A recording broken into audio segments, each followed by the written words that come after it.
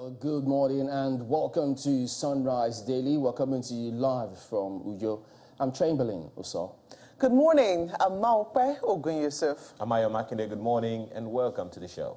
Well, you know why the country grapples with all of this security, insecurity, whichever way that people describe it.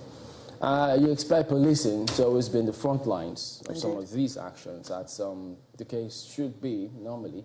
But then the comments of the acting IGP raises some concern because it just gets you wondering. So, wow.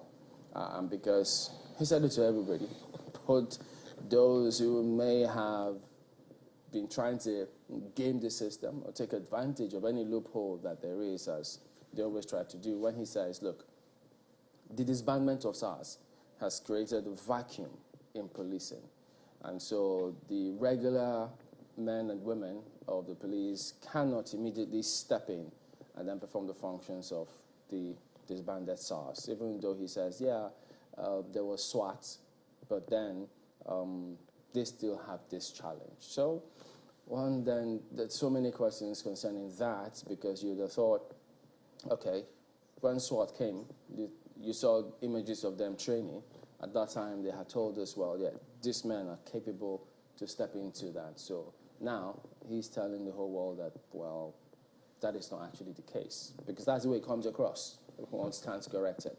But even beyond that particular one, there are questions as to what happens to those SARS men, by the way? Did they leave the force? Where were they? So does it mean that they can't contribute if they've undergone several other kinds of training, perhaps debrief, as they say in those circles, to ensure that they have a role or play a certain role in the policing system of this country? So who knows? But I'm not sure he's saying, well, will that pass as an excuse for not stepping in and perform the functions which we expect them to do? Well, I don't know what was trying to offer was an excuse. I sincerely hope it's not, because he is the IGP, and we look to him to ensure that the police performs as it ought to perform. Sadly, they're performing far under par, and that's one of the reasons why we have the military involved in almost every single operation. You know, a number of people will tell you that the military is involved in about 33 operations, I mean, in 33 states. Of the 36 states of Nigeria. And that is significant. That is highly significant. And they're in internal security operations, which is not supposed to be the case. So we're still looking to the police to ensure that they live up to their responsibility. There's a lot of conversation along how the police needs to be better equipped, given the right equipment, ensure that, you know, a number of changes happen within that. I think, and only recently, I think the Police Act was looked into again and was passed. So I do not know if they have been able to take full advantage of all the new recommendations or all the new, what they call those lines, subsections in their act. I do not know.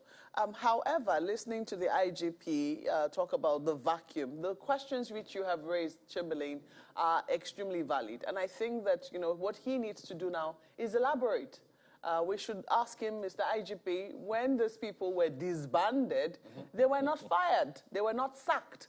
So we want to imagine that these people are still in the police force. So if they are in the police force, their office, interestingly, I live in Abuja, and I happen to pass by the office every single morning when I'm going to work. I mean, there is a SARS office. It's still called SARS, interestingly. Oh, it's still, well, no, this is informal, in informal circles. I mean, that office is still called SARS. When you pass by it. Even if you do that. Even if you, exactly, it's like NEPA and or prisons. And NITEL, you know, a prisons. No matter how you change the name to, oh no, correctional facility. That you're on your own. We know what we're talking about. The office is still very much there. So you have to ask the people who report there every morning, what are they doing? The equipment, the vehicles, and everything that was provided for that particular office, is it that it's no longer being put to use because it doesn't have a name? Or precisely what exactly is, when the IGP says, since the disbandment, we have been severely affected as a result. I'm sorry, sir, I don't quite understand. Can you elaborate a bit more? And I think a lot of Nigerians will want to know what precisely he means by, you know, since they were disbanded. Maybe as a result, there is no direct leadership to guide the affairs and ensure that maybe they are directed in one direction to ensure that, you know, they're focused on curbing criminality or curbing, but I'm sorry. Well, these are all the conjectures in my head, but as far as I'm concerned, we still see that there's an office there. We still see men who used to dress in the way that we're complaining that the old SARS were dressing up, and they're stopping vehicles and they're searching them. And they look like police officers, they look like the old SARS people. So, sir, I'm still not clear on what you mean by it is affecting the Nigeria police. In the first place, guys, why the need for SARS? Okay. The Constitution is clear. The Police Act that you quoted is clear. The primary function of the police is prevention of crime, not fighting crime, prevention of crime. So have we been able to do anything about that to ensure that there is no need to do all those things? In all of the provisions of the functions of the police, you find the functions of the EFCC there. Was there a need for EFCC if the police was as effective as it ought to be?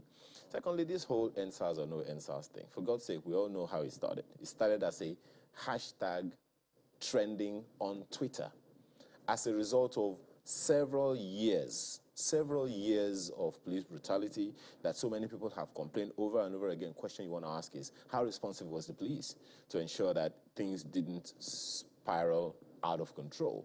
That's on the one hand. Secondly, so many people have lost their lives. So many cases are reported to the police to the point that the person who reports a case to the police becomes the guilty party. These things happen all over the place, and people have complained over and over again. How responsible was the police system, police management, police structure at the time? Even now that the disbandment was announced, how much communication has gone out to say, okay, we have disbanded SARS? Because from what Akwa is saying, I'm almost certain that 80% of the youth, who is 70% of Nigeria's population, will say she's right. NSAS has not really ended. Because and this is me living in the Federal Capital Territory. And how much more those who are living in so many other parts of the country, you know, that are far less visible than that. So, and then most of the time when we are talking about insecurity, for God's sake, we hear soldiers, we hear so many security consultants, we don't get to see the police. So what exactly is this? We don't know if the police has a challenge. In addition to that, I just wonder, so if he says the regular policemen are not able to step into that gap, does it mean that SWAT is not performing that function? So it's not regular policemen who are performing that kind of function. So what does SWAT then do? Goes back to the issue of communication. Does that mean that the change of nomenclature is just on paper or in paint? And not in you know, there was also an uproar when SWAT was formed. There was also one because it came immediately after, you know, you said you scrapped this comes up right away. Exactly, and this one comes up right away. So there are huge questions as to whether it was just a change of name and nothing was really going to change. And I think those are the key questions. Has anything really changed since the NSAS protest? What has really changed? I think that's the key question. Aside maybe you see less and less of them on the roads, what else has really changed? Well, here's what he says at the time.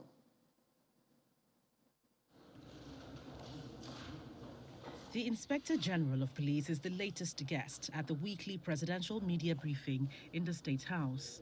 The NSAS protest, which culminated in the disbandment of the Special Anti-Robbery Squad and the lacuna that emerged afterwards, according to the police chief, is a major challenge.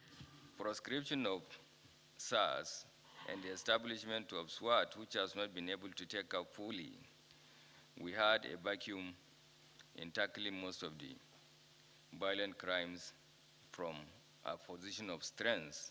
We are trying to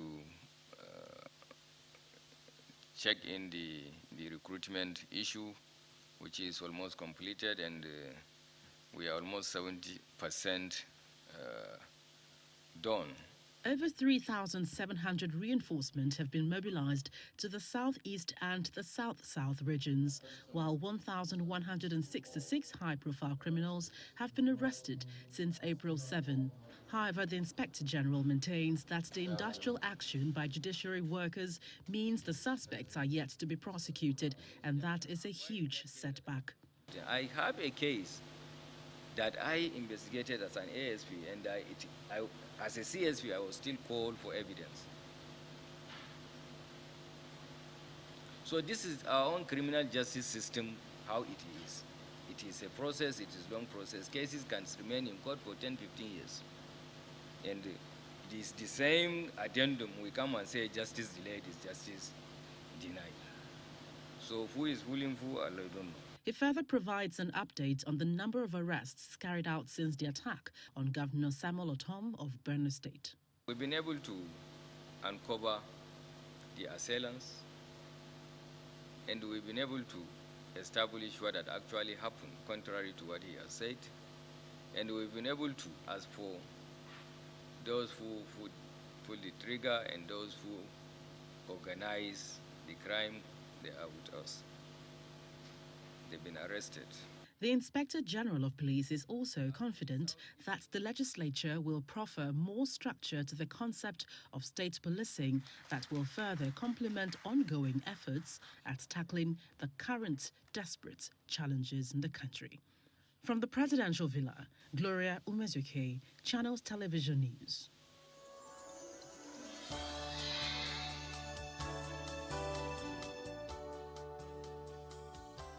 Time to take you through some of the dailies here today. We'll start with Nigerian Tribune.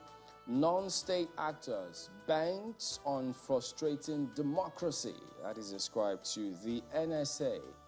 Well, I also kept on reminding us the other day as to the headline in one of the dailies, which we saw. I think, which was the paper? Was it Daily Trust or Leadership that described it as saying the president raises alarm that insecurity was affecting his plans. So now, the NSA has got this perspective. So from the same hem sheet, you get to see this, and then you see 11 officers. Very interesting headline. President raises alarm. Yeah, that's why it grabbed a lot of people's attention. I thought, okay, citizens are raising alarm, but if the president is raising alarm, What are we supposed to do? So, well, you just wonder. And then you see 11 offices. It's supposed to be, okay, well, yeah, 11 offices, 1,105 ballot boxes, 694 voting cubicles, 429 generating sets lost to attackers in 4 weeks, ANEC boss says. So they're consistently pointing us to some of these actions that are happening and its potential impact. So they call for urgent action.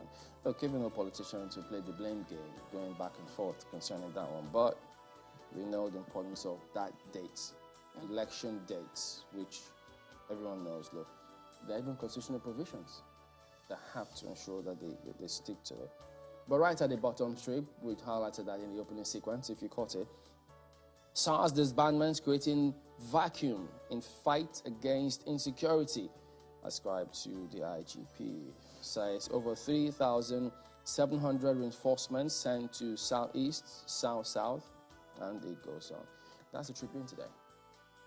Let's quickly look at the Vanguard for you. They have this one: 20 generals may go as Buhari names Yahya new chief of army staff. Well, they simply say new course. But Chief of Army Staff is what that abbreviation means there. Look at this, 20 course 35, 36 generals face instant retirement. His appointment from regular course 37 pushes him above course 35, 36 officers. It is the tradition in the military for seniors to bow out when juniors ascend. That's according to a source. So just in case you see the story on the front page of most of the dailies this morning, this provides some context as to why that happened, because he's been appointed from course 37 and there's still course 35 and 36. And I think that the fear that they have is justified. Page 5 will give you all of the details. You have a number of other stories there. Fresh fuel price will shut Nigeria without notice. That's what NLC says. You know, there's been this rumor around 380 naira per liter of 409 you know, so it depends on who you're listening to. Wow. NLC is just saying, try it. But I don't think, anyway, let us see what will happen. I want to believe that we will apply a little more wisdom in whatever it is that we decide to do. Because, yes, an increase in the price of fuel will have an immediate impact on the everyday man. And looking at something like almost double what currently, or triple. Yeah. What currently it's already paying for. taking a hit now, so you can then imagine what happens if it goes any further. Anyway, that's what the NLC says, and I don't think they're joking. 300% increase. Yes, indeed. Amnesty International laments spate of killings in Nigeria. That's also there. And they have that story which we focused on earlier. Insecurity. SARS disbandment creating vacuum in policing. That's from the IGP. And, you know, yesterday was Children's Day, just in case you're wondering. Look at this. Children's Day, reinforce child rights protection. UNICEF tells Nigeria. Your Mr. and Mrs. is there on the front page. I can't see it as clearly as I'd love to, but in case you have a copy of the Vanguard, you can pick it up and see what is there. Let's leave it there for Vanguard. Leadership Friday has this one. Almost saying the same thing as the Nigerian Tribune, or the Vanguard newspaper, beg your pardon. 30 generals to go as PMB appoints new army chief. Farouk Yahya, stories on page 4. Diplomats, experts urge action against ISWAP.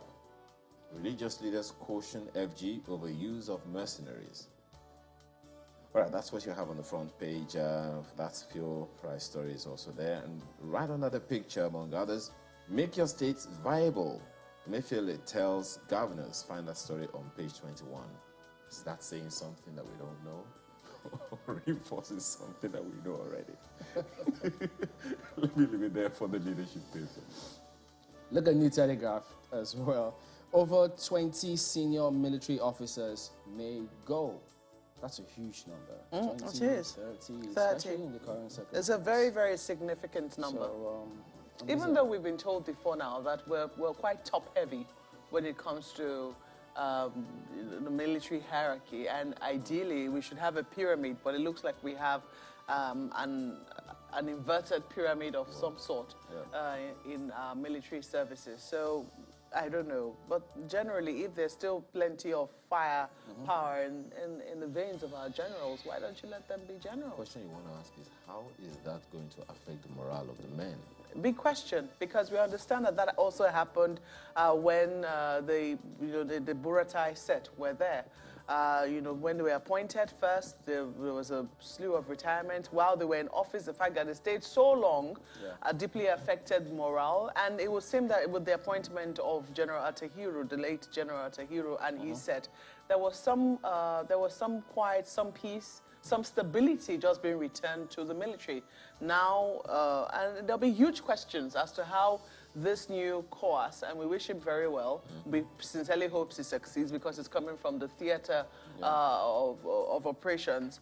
But there'll be huge questions as to how he's going to blend with the Chief of Defense Staff and the Chief of Air Staff, and who were all course mates with the late Chief of Army Staff. So this retirement, definitely, I mean, this new appointment will raise its own challenges, but I mean, we hope that despite the challenges, they will be able to find some, some blending. Because one of the writers there talks about the tactical and operational changes that he's going to come up with when, assumed office, I guess. But look at this as well. Still speak about that fuel hike. 300% fuel hike. NLC vows to cripple economy nationwide. Oh dear. Because if we're already taking a hit, the vow to cripple the economy, you can only imagine the kind of impact that will have. So, well, it says, no current negotiation with FG on price increase, threatens to reactivate suspended Kaduna strike. Whoa. We have still not recovered from that. I don't know how, you know, I called my AEDC customer service the other day and I said, what is going on? Are we still suffering the impact of Kaduna strike on our electricity supply? And they said, oh, madam, it had nothing to do with Abuja. I said, well, since they declared the strike in Kaduna, electricity supply in Abuja has been very erratic. And you know, in addition to that, I live in Abuja. Yeah, because the security situation is challenging enough. Several businesses are taking a hit. Then that strike affected several other, of course, business concerns. And now you have this kind of headline. So you just wonder. Well, I hope that those who need to do something will do something before we get there. Look at this, number of other stories. Let's look at Blueprint for you. Yeah. Emergence of new course. APC sets agenda as mixed feelings greets Yahaya's choice. He's a battlefield commander with experience from the ruling party. COAS exhibited hard work, foresight as GOC 1 division. Oftentimes people have very strong preference for people who have commanded GOC 1 division. I don't know why. But that's the division in Kaduna. In military circles is GOC 1 Div. That's from El Rufai, though. Appointment designated by God, that's from Matada Wale. New COAS should take battle to enemy's territory, from Fani Kayode. Soldiers jubilate, CSOs differ. So you find all the details. If soldiers are happy, though, that gives you a very, very, gives you a very strong indication as to what could happen. We lost 13 vehicles, 1,105 ballot boxes, others in 41 attacks. Yeah, INEC is raising alarm as well. That's from INEC. You might want to look at the details, and they're telling you that there's emergency.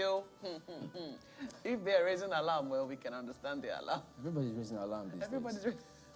Maybe you want to raise. Where's your own alarm? The Guardian newspaper is also concerned about the shake-up in the army. Fear of massive retirement grips officers as army gets new chief. Find that as the lead story this morning. Nigeria could lose over 30 generals in 4 months. You're fueling tension, ethnic distrust. YCE Saudis groups blast president. Buhari appoints Mohammed as NAPTIP DG. Abari NOA DG. NOA. The same NOA? Oh, let's hope we hear there's a voice. new DG, so let us hope. Hope. Oh, God. Maybe there's cause to hope. Okay, well, right under the picture, the major picture there, Nigerians to pay more for imported vehicles from June 1.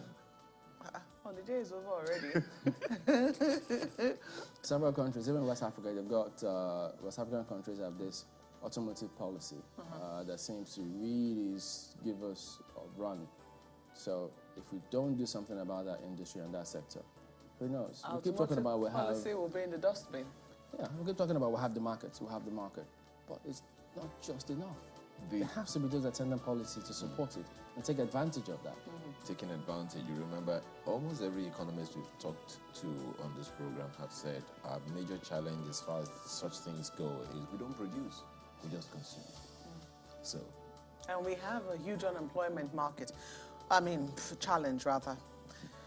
Okay, well, there you go. That is it with a look at some of the dailies here this morning. We will be back very shortly indeed. Stay with us.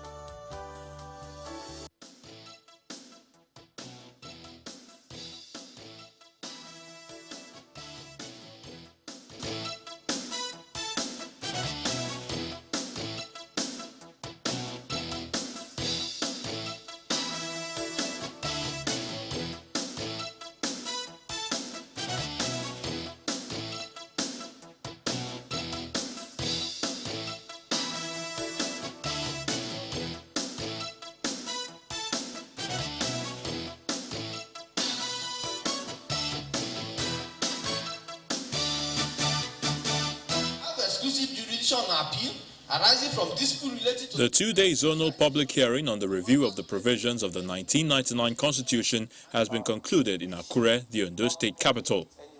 The event combines participants from Ondo, Ekiti and Osun states. In order to allow citizens to seek redress in court. In her presentation, a representative of a gender-focused civil society organization bears her mind on the citizenship and rights of women. Section 26(2) should be amended to confer citizenship by registration to a foreign spouse of a woman just like our male counterparts. A Nigerian citizen that has resided in a state of the Federation for a period of more than 5 years shall be entitled to all rights and privileges of the state. Next, the Ondo State Commissioner for Justice, Charles Titiloye, presents the position of the state government. It has been observed that there is concentration of legislative power at the federal level, with little power devolved to the federating unit that is the state. Consequently, we suggest the review of the Constitution to reduce the items contained in the exclusive legislative list to only the following items: citizenship, naturalization, immigration. In his closing remarks, the chairman of the session, Robert Borophis, commends everyone that presented proposals, promising that they will be presented at the Senate. So we want to assure you, as I said, it's not you against us. We are together. If we have a better Nigeria, we will all benefit from it. In Owerri, the Imo State capital, 48 memoranda were received at the public hearing by the National Assembly Committee. The presentations focus mainly on the need to encourage active participation of persons with disabilities in politics, need for more opportunities for women participation in governance, among others. Ohaneze Ndigbo's presentation hinges on the need for justice, equity and fairness, as well as the entrenchment of true federalism. We in Igbo are of the view that the Federation of Nigeria must be a union of equals, and the composite units must have the ability to stand without begging the center for survival. The Senate Chief Whip, Oji Uzokalu, says all the submissions have been taken. We have collected what we're supposed to collect, and we are taking them back home to start work on the amendments. At the Enugu Center, a former President General of the Ohaneze Ndigbo makes a case for the creation of states, while other participants from Anambra and Ebonyi states advocate the inclusion of women in politics as well as job opportunities for young persons. Other states should be seen as a model of those who are serious in ensuring that this marginalization is redressed by the style of our presentation. With the conclusion of the two-day event, attention now shifts to the National Assembly, where all the views for the centers will be collated.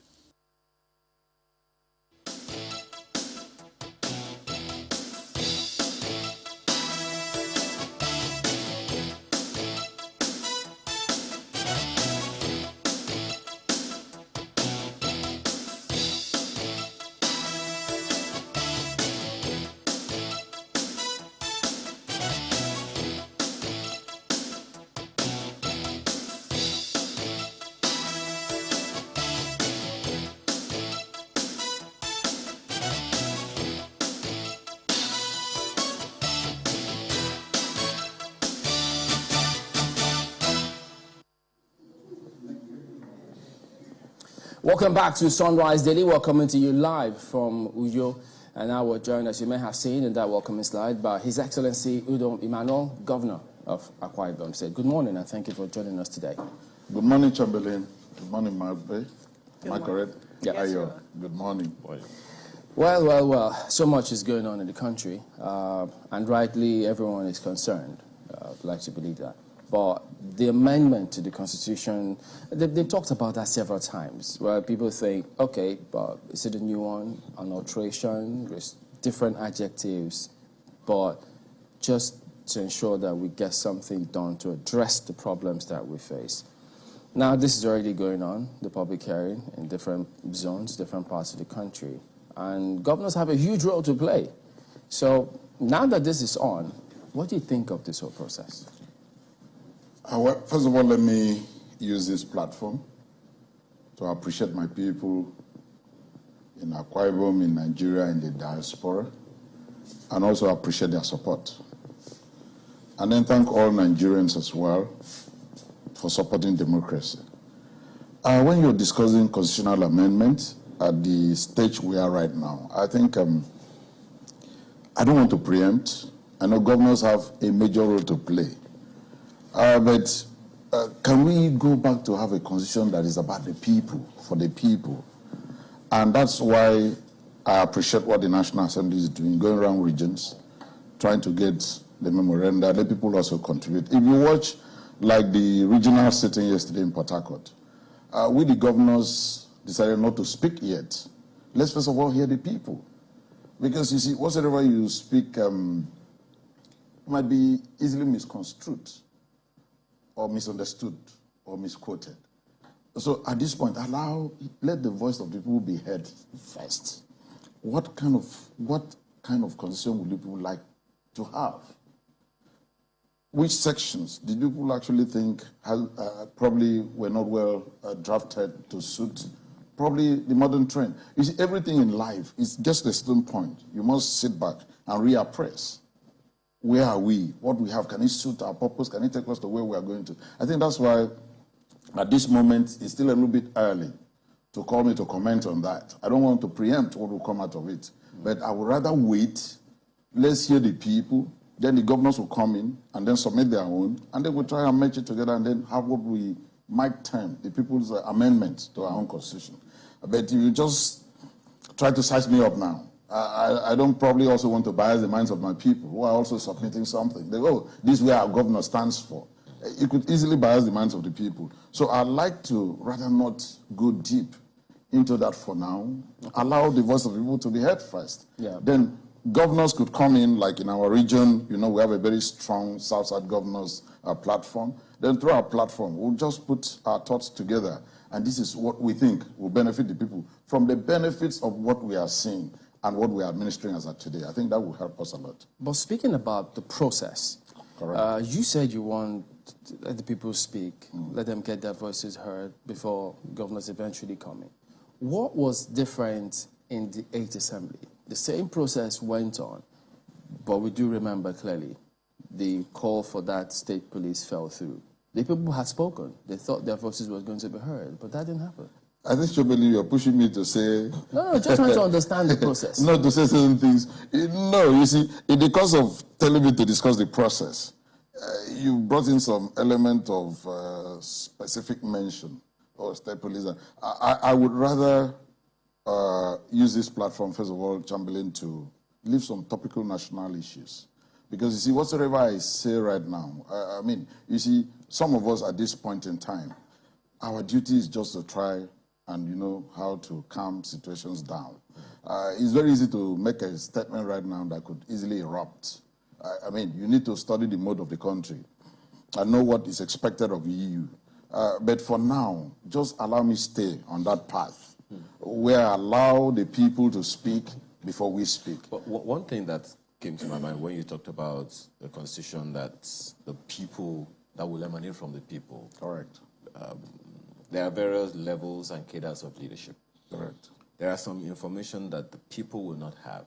So some of their decisions, some of their choices will be informed by sentiments as opposed to facts.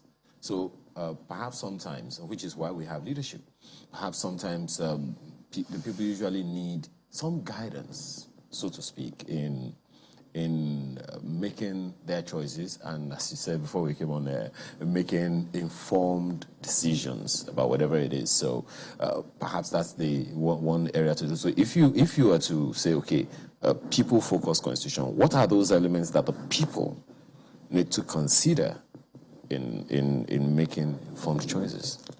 Okay, let me just go back to the process. Let me give you an example of what we are doing in my state. You see, we just created one stop point to coordinate the views of the people. You have to listen, you know, if you come to Southside, you know, we have a lot of interest groups. And we have people with diverse background and understanding.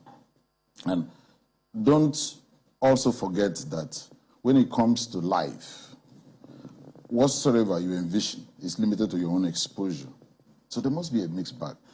So if you still want me to go into specifics, let me give you an example. We set up a platform where people say from the River Rhine area, what would you like to see? People from the small or medium scale sector, what would you like? The traditional institution, what would you want to see? Socio-cultural organizations. Then you now bring up the white collar people, like all of you, you know, leaving us, who dance with market women. So what we did here was just to create just one table whatsoever you have, can we get it coordinated at this point?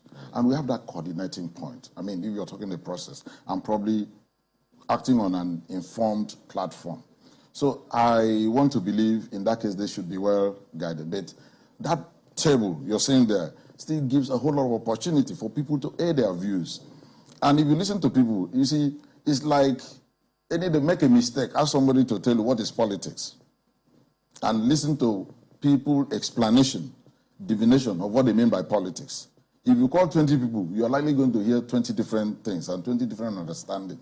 So if you bring that to bear in what people understand, even what the existing different sections of the Constitution, if you discuss with people, you will see that at times 5 people can give you different interpretations of what they understand. Correct. So that coordinating point will help a whole lot.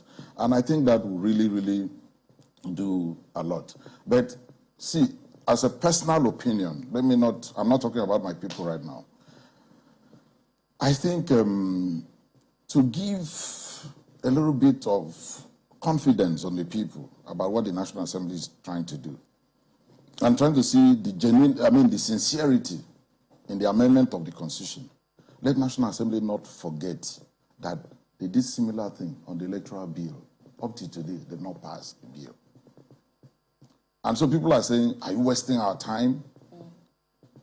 Do you really mean it? Or you're just buying time? Or you're just diverting attention? So they need to go back and buy back that credibility in the process. Because I remember talking to some section of people, they said they're not going. Why should they go? National Assembly is keeping the electoral bill. They don't want to pass it. Are they really, diverting our attention to what the issues are? And so that's why I say, try and pull me out a little from national issues today. Because, if we go deeper into that, I will divert from what I'm meant to do and then say things I'm not meant to do. But honestly, that's the truth. So many people say, look, I'm not going.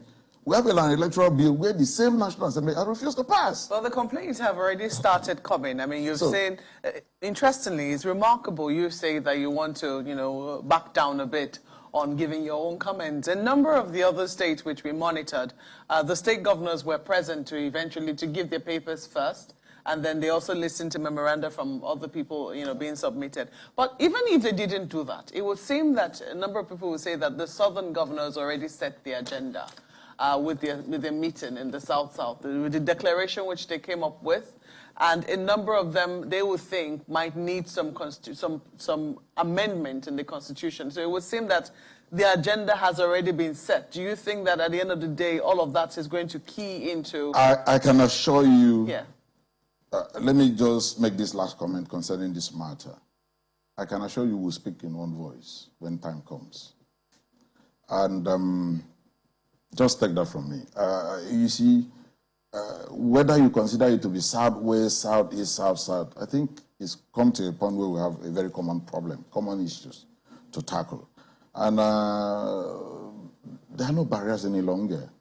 We've broken those barriers, and we should be able to speak right now with that one voice, one direction, if possible.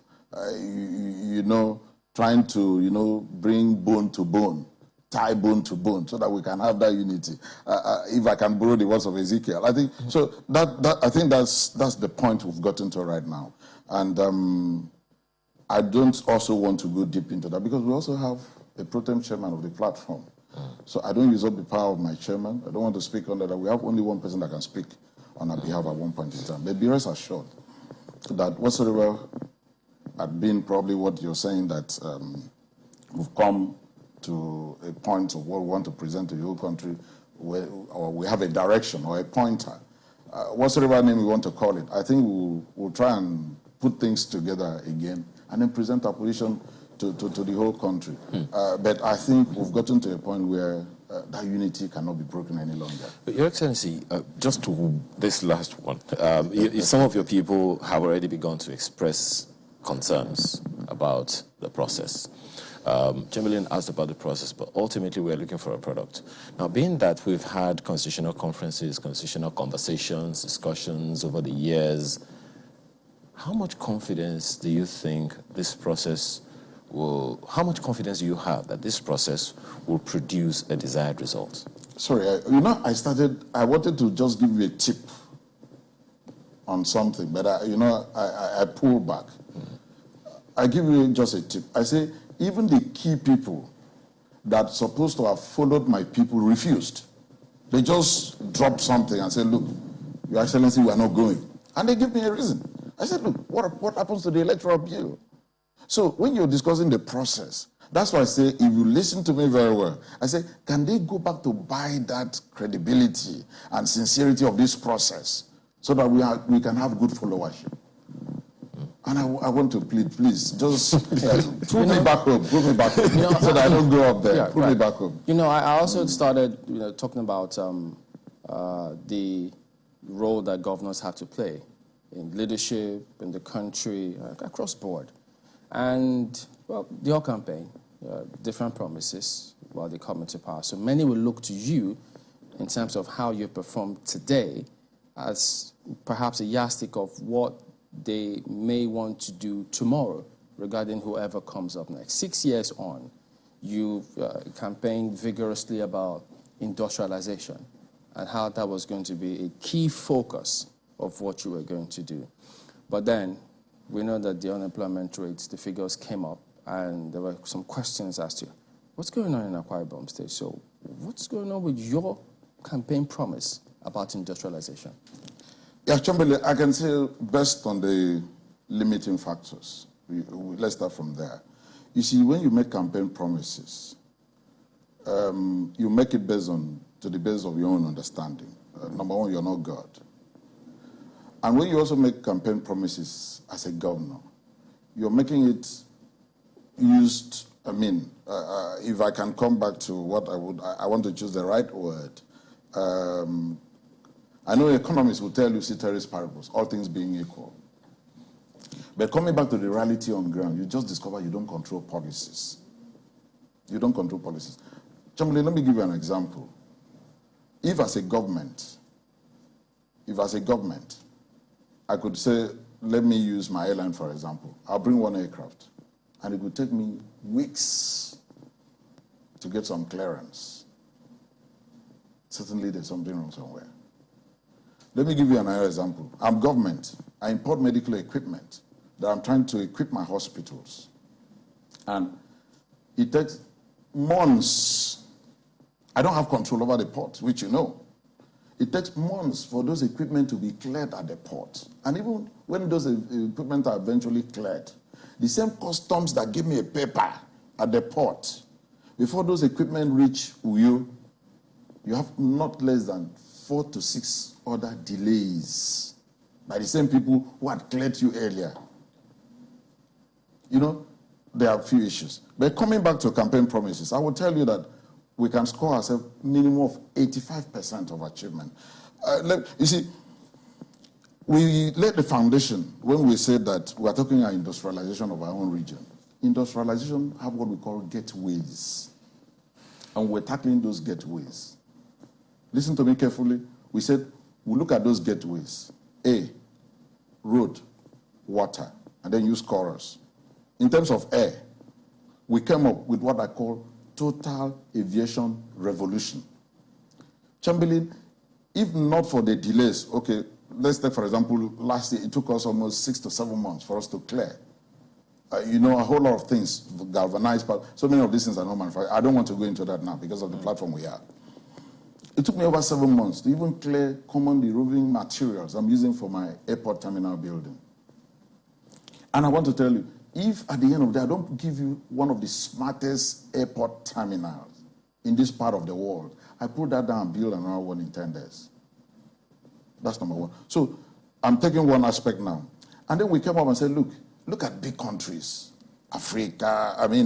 Let's not even go far. Nigeria, Ghana. Sorry, the people are running, I don't want to go outside Africa, Ethiopian Airlines. Do they have 2 heads? These things are not rocket sciences. We say as a state, irrespective of the level of our revenue, which is a public, which are public numbers, that we can also run this. We don't need 2 heads. We started with, the A. Ease of doing business in Akwa Ibom. That's how I call it. You should be able to come into Akwa Ibom in the morning, do your business and leave in the evening without stress. you should be able to fly a very clean, relatively brand new aircraft without holding your heart throughout the flight. Is that the revolution you talk about? Yeah, I mean, it's a total concept. That's what I'm saying. Okay. So we opened up the airspace, started from the terminal building development. If you get to the airport now, you can see we're even doing the first MRO in this part of the world. That MRO should be completed by next year based on our own computation, where, of course, that's maintenance, repair, and overhaul hangar for the aircraft. Then we move on to establish Ibom Air. We should at least cater for that domestic movement. If you get into Lagos from any part of the world, you should be able to access here. So that's it. You judge us, you score us. You know, I'm coming. I said 3 major gateways. You score us. Today in Africa, let me not still go outside Africa.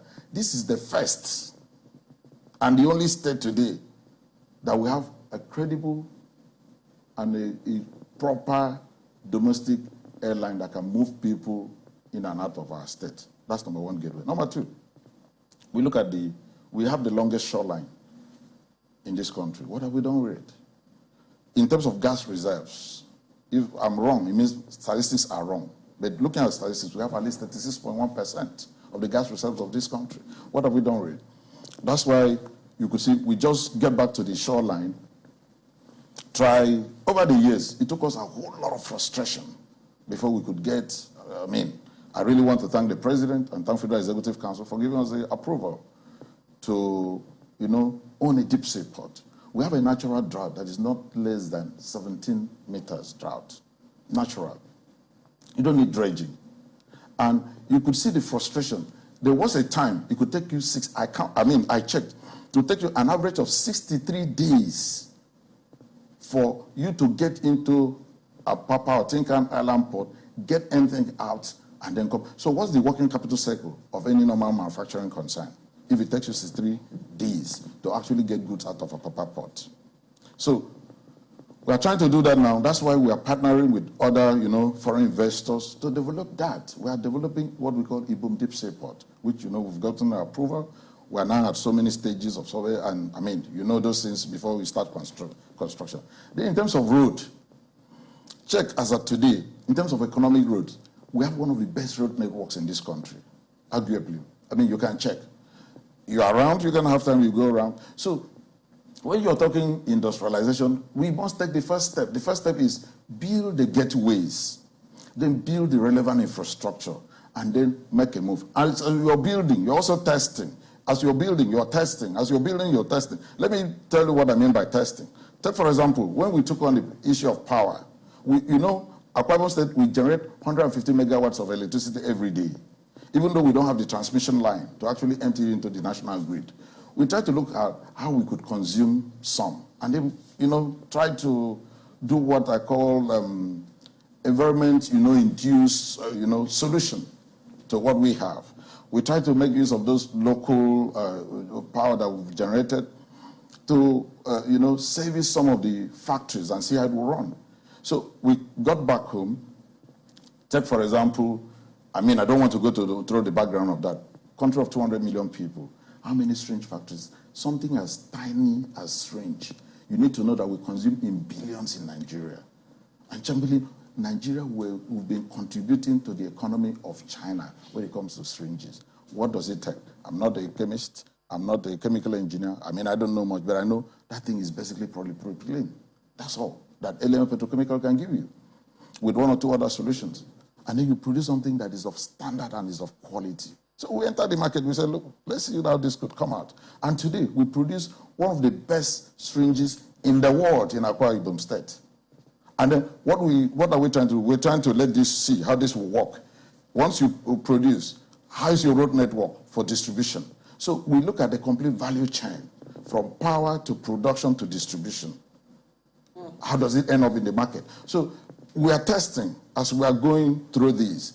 And then we now look at issue of, on the same industrialization policy, what are the basic areas? After healthcare, food, we now say, look, what's the concept? Every table in the morning will always look for bread anywhere in the world. So we look at the area of flour mills, we look at what will get people to those to those factories under the industrialization policy. A lot of these things will come under agri. We are the only state today in this our South region with the fertilizer blending plant. So I'm coming. So you could see the three gateways are things we are working on to get interwoven. So when you were asking me how we will come back to our campaign promises, I needed to lay that foundation. I know we'll come to specifics. It's a pretty elaborate foundation, Your Excellency. So let me, and interestingly, to your credit, I mean, just yesterday I flew into Uyo, and I had to use Ibom Air. And it was a very lovely experience. In fact, I nearly missed my flight because they were really on time. And interestingly, it's a reputation that they have already about keeping to time. But for mishap, well, thankfully nothing serious happened, but I mean, the rest of the crew was able to make it in. Some people have said that it is going to be a little difficult in terms of the principle that you have decided to abide with, the fact that government is going to have a hand in business. And some people will say, how sustainable is this going to be on the long run? They're pretty impressed, and this is even from your own people right here. I had the opportunity to speak with a few of them yesterday when I said, oh, the flights of my colleagues were delayed. They were like, no, that cannot be possible, Ibom Air. It's not. I mean, they already have the reputation that, you know, their flights are always on time, but for anything that maybe is out of their hands, maybe weather or bed strike or anything of the sort. How do you think that this is going to be, I mean, how did you weigh the decision to say government will have a hand in business and we're going to make it work? Let me explain now as a businessman, not as a governor. You see, every business has its own peculiarity. And you cannot take the business out of the environment they're operating. I just gave you an example about some bottlenecks, which as a leader you might not even know. Same even with my own state. There are a lot of things, a lot of bottlenecks created that I might not know as a governor. So look at the environment you're operating. Aviation business in Nigeria today, why? We'll have some drawbacks. You know, no matter what you do, aircraft flying in Nigeria, aircraft flying in America are all denominated in United States currency, dollars. Look at what's the ease of access to dollars today in Nigeria? And what's the exchange rate? And what do people pay in Nigeria for 1 hour flight? What do people pay in America? An average of an hour flight in America, if you walk up across the counter to buy 1 hour flight in Nigeria, you won't pay less than $800 for that flight. Check anywhere. If you walk across it, how much do we pay in Nigeria? And at the end of the day, the same spare parts, the same costs, insurance and everything. So, if you're starting a business like that and then you just want to privatize overnight, you'll have a problem of sustainability because there will be a pressure on profit. There will be a pressure on the bottom line. Whereas if you're coming in, you're sitting, and if at this level, I've not allowed my people to enjoy the benefit of my training and my background, I must have failed God. Because God equips you so that your people can benefit from it. So that's why when people get so scared, I say, no, we did not start Ibom Air like any other government business. You can see it's not government business. It's Ibom Airlines Limited. It's a limited liability company. That's number one. Then number two, let me tell you. Pardon me, Excellency, we need to go to break. But we'll take it from that second point when we come back in just a moment. Please stay with us.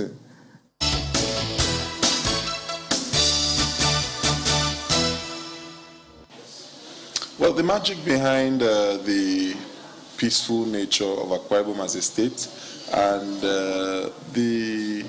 we've earned for ourselves the safest states in the country is because, first, the dedication of the state government to peace. Every government that begets peace wants peace. Peace is something you look out for. Peace is something you work for. It's not something that just happens. It's a thing you desire. You push for it, you work for it.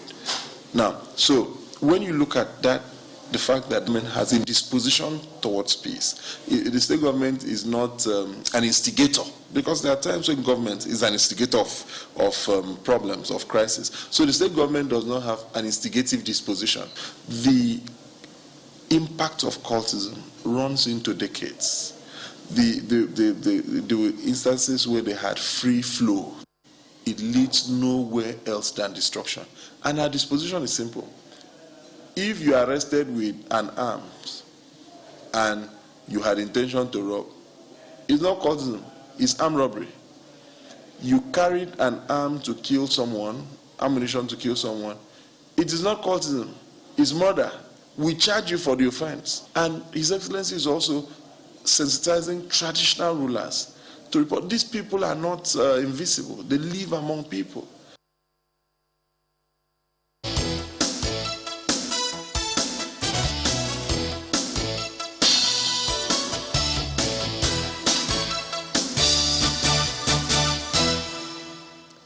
Welcome back to Sunrise Daily. Welcome to you live from Uyo. His Excellency Emmanuel, Governor of Akwa Ibom State, is on set with us. You were making the point about your perspective, first as a business person, how government's role or not in business. You were on the second point. Please go. I think before we went on that break, I was talking, trying to respond to what Malpe said about the sustainability of our service standards. I want to reassure her that we have to come into that business in a different, in a way that suits the environment. Our government couldn't just hands up, because the day government hands up, there will be pressure on profit taking, even before declaration of dividend. You know all those processes.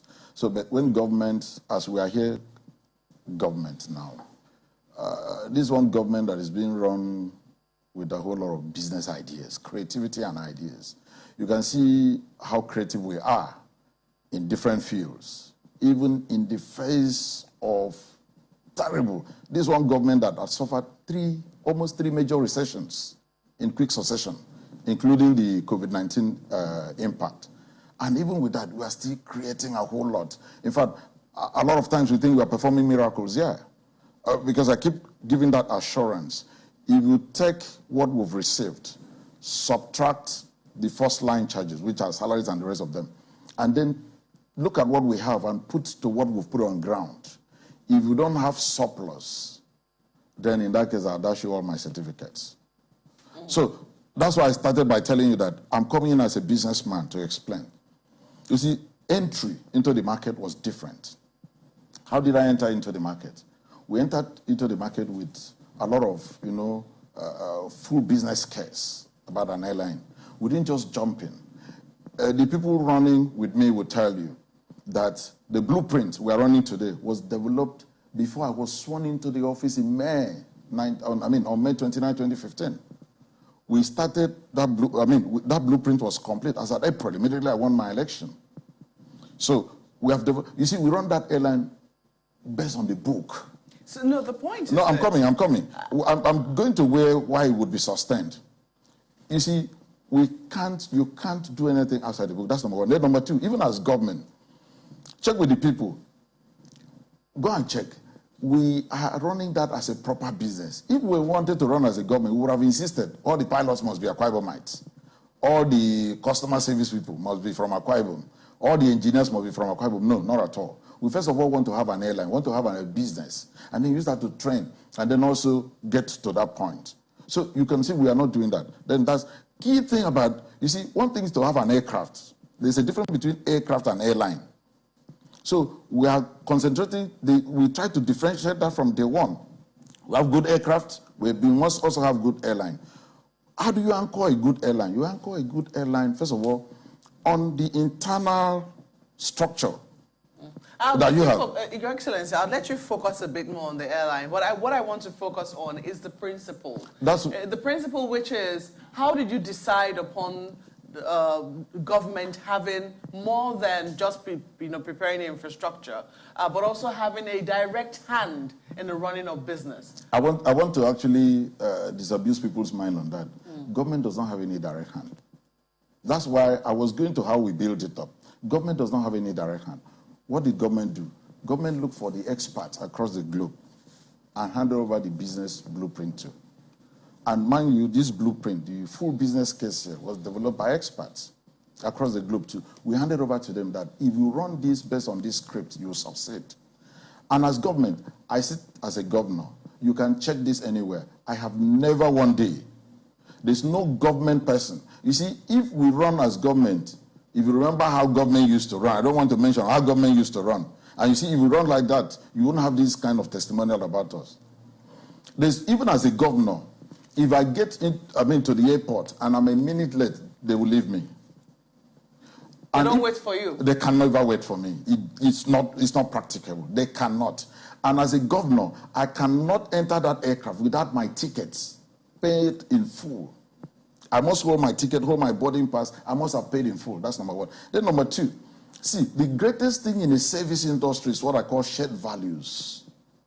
So we started, first of all, not by training, by indoctrinating the people, the foundation people, on the shared values, on what should be the culture, what should we be known for, what should be our culture. That's why I said that, Ibom would outlive any governor in many years because of the foundation. We did not start like a normal business. Hire Maokbe, hire Chamberlain, hire Ayo. No, not at all. Hire Odom. No, not at all. We didn't do that. As a governor, I've never one day recommended even a cleaner to be taken by Ibom. Never. As the management. So we let that foundation so that it could outlive anybody.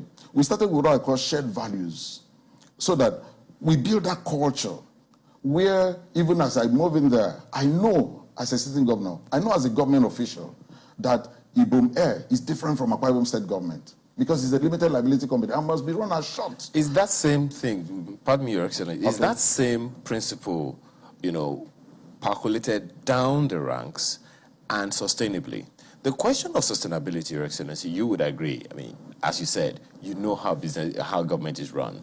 When you leave office, and that time will come, what's the assurance that these same principles, these same cultures will be sustained? Because most government programs are, to a large extent, personified by the heads of governments. And the concern here is, what's the assurance you have and you want to give your people and Nigeria that even after you leave office, this sustainability is already there, as you said, cultured and indeed sustainable?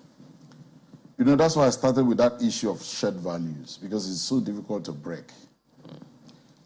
Even medical scientists will tell you that what we call hereditary, at times because we come back to live the same lifestyle our parents live. Why? Because that's what we call shared values, and that's what we were inherited from.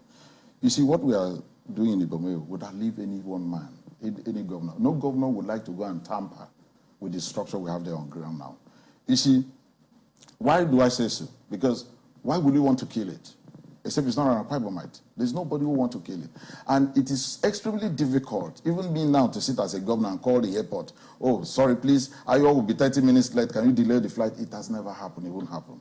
And they will say, sorry, sir, we can't do that. And those people... They will? They will not do that. They will never do that. No, what I'm saying is, if peradventure you eventually decide one day to pick up a phone and say, please, I'm running 5 minutes late, would you please just hold on for me? They wouldn't? If they do that, I'll fire. Sorry, let me not say fire. I'll get them out, because you see, Ibom Airline has its own board, has its own management. If they do that, I will recommend to management that person is not part of our culture. It's not part of our system, because they're not supposed to do that, honestly. You see, that's why I say in not training. First of all, it's indoctrination. We indoctrinated them to believe that, look, something greater than what one man can do. I'm not even sure the MD of the place can actually do that. It cannot. You see, so when you are talking sustainability, I agree, because of experience, because of what had happened in the past. People are skeptical, people are scared. But you see, in life, until you finish, even the bride does not enter the church until he's fully dressed up. Right now, we've not fully dressed up Ibom Air to take it to the market. So we can't do that now. These shared values. Okay. Yeah, these shared values that you speak about, and with respect to human capital development. Absolutely. How steep has it gotten in the state? Because you were talking about government, your experience in business, and Ibom Air. The private sector is key. Different states always talk about After all our summits, we need the human capital to step in. Correct. So how much are you doing in that sector to ensure that the private sector is stronger, way stronger, when you leave? Private sector in terms of Ibom Air or general? Generally across the country, across the states. Chamberlain, as of today, if you look at our completion agenda, you see where we are talking about human capacity development. And that is one area we are paying a very great attention to. Let me even start from even minor issues. All of us seated, people listening to me anywhere, check, no matter how beautiful your house looks in Nigeria today, you are likely, the day you park in, to have issues, either plumbing or issues of electricals and so on and so forth. Why? Because in those days, when we were much younger, people used to write city and guilds, if you remember, technical schools, where people could, I remember when we were much younger, your colleagues that you left primary school together, you ask him, he said, oh, he's in technical school, he's reading automobile, we used to be envious of them. But do you know, a lot of those things, we are not paying attention to them again. So, Chamberlain, let me start from those basics. As of today, probably before you leave, I'll take you, there's a technical school that had been incubated, but we were a little bit slowed down because of, transfer of skills, free movement of labor, because of, prohibition of movement because of COVID-19.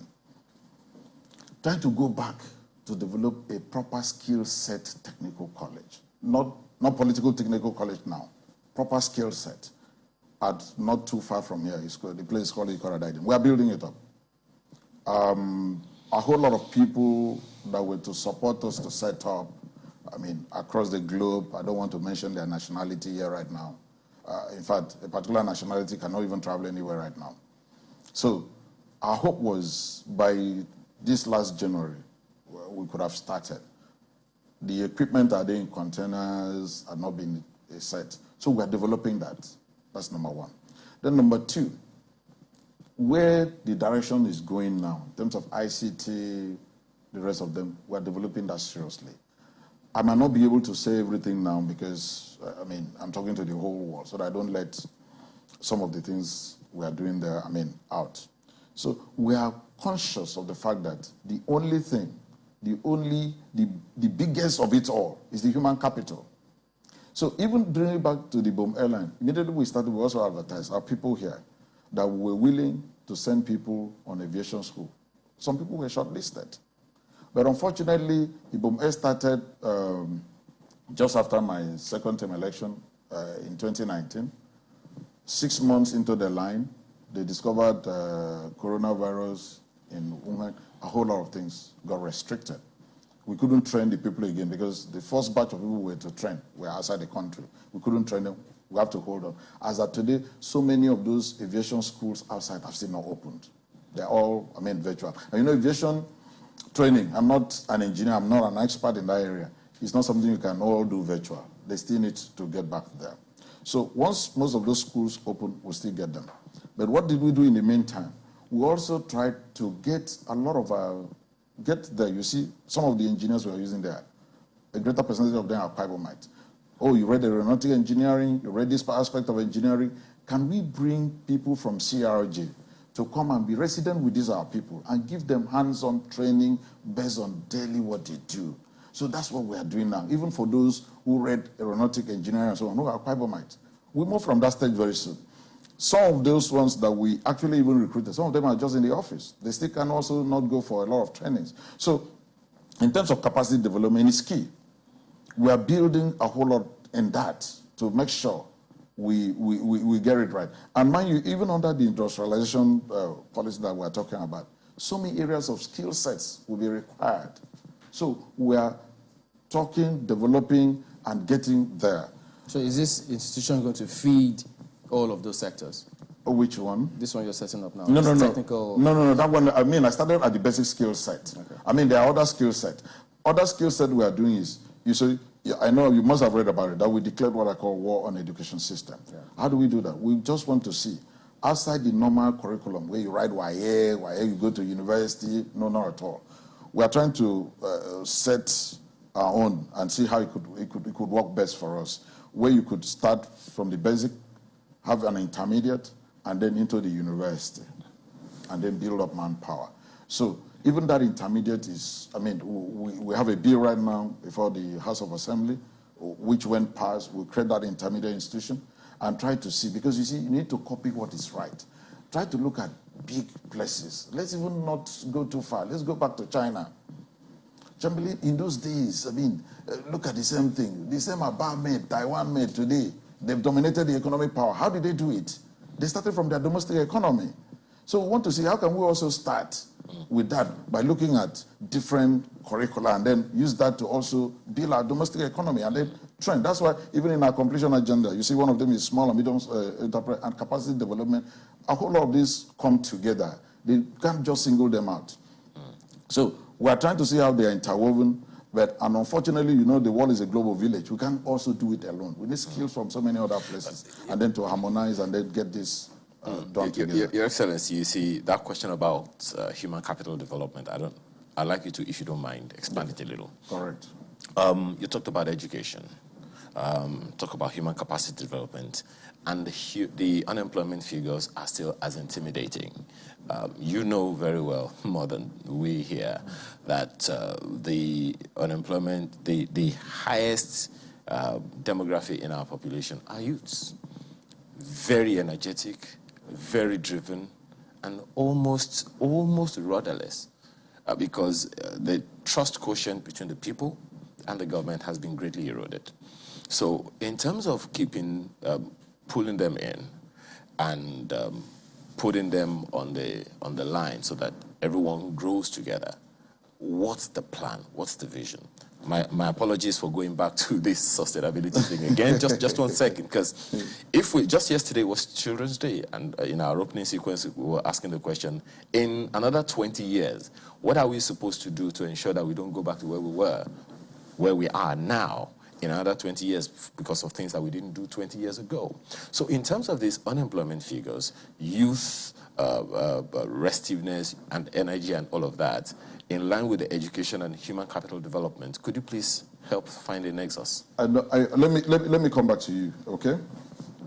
I'm one person, personal opinion this time around, that I believe, you know, if you check the way we started in building our blocks, I started by saying that my belief is not that there should be this level of unemployment in Nigeria. Yeah. But the problem had been human capacity development. And if you build on that, let me also correct an impression where you're talking about unemployment figures and the rest of them. You see, look at the growth. Any economy that the population figure is growing much higher than the GDP growth, you are bound to have this problem. You see, and if you check, I was trying to just come out a little out of national issues so that I don't say certain things. They will say, oh no, he's a PDP governor. That's why I said, no, I don't want to generate that controversy on this platform. And if you look at human capacity development, where as a governor, you don't control policies, you could see, even with my explanation, I'm still trying to marry our curricula with what my people can still fit in with the national one, which is not that easy. Back to human capacity development. Look at, as a country, I'm one person that I believe we need to sit back and look at our educational system, where we don't train people to just come out to start looking for jobs. We've reached that point. Honestly, we reached that point. With 200 million people at the growth of the population right now, what we're doing right now, it might not work. I'm not saying it will. I say it may not work. Why? Because of the growth in population. Let me go back. My apologies on that. Government knows the percentage of population growth in the country. Yeah. And government is also aware of the challenge of the GDP growth. Yeah. That is government's problem to solve. That's why they got the job. That's why you got the job. No, when you say government, I hope you know I'm just a subset. I hope you know I'm just one leg. Well, ultimately, I mean, if you look at number one. But the NBS figures, you see, for also, you to challenge me on that fully, for you to challenge me on that fully, 2023, vote PDP. And then you can come back and challenge me on that fully. 2023, give PDP a chance to sit back on the economic driving seat, and then I can answer that very well. But as a state, you see, under the subset of the global policy of Nigeria, you know, I try to let you know, even right now, even what we are trying to think out on education, we must still try to marry with how you must write WAEC, you must write NECO, after that, what next? You know, trying to marry this thing and get it out done. It's not that easy because, you see, in terms of capacity development, I'm one person that I believe, and where we are going to, let me tell you where we are going to. Where we are going to, entrepreneurial development is going to be a compulsory program for every course. Is that the educational curriculum you're talking about? Yeah, sure.